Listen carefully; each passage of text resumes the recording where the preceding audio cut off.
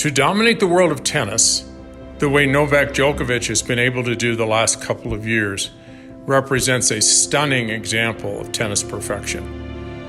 When the fans are asked what really separates him from his competitors, a number of strengths immediately are mentioned. First is his return of serve, and he probably has the best return of serve in the history of tennis. Another is his remarkable flexibility and his movement. Another is his defensive skills. Not only is he an amazing offensive player, but he can play both offense and defense brilliantly. He also has brilliant ground strokes, particularly his down-the-line backhand. His first and second serves are incredibly accurate and particularly on big points.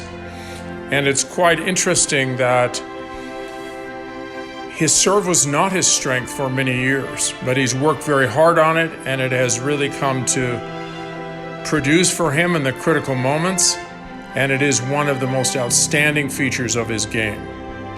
But there's another strength, which may not be as obvious to everyone, but I believe is every bit as important and impressive, and that is his emotional and his mental strength, particularly his resilience. After losing the first set in the Wimbledon final against Berrettini, a set that he clearly should have won, he came roaring back to a 4-0 lead in the second. He cleared his emotional computer and completely focused on the task at hand in the second set. He did the same thing in the French Open final against Tsitsipas. After being down 2-0, he went on to carve out 3 consecutive sets and never blinked.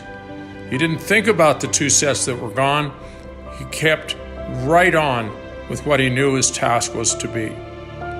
To be a complete player, Novak has to have strength in all dimensions because he's been tested in all dimensions.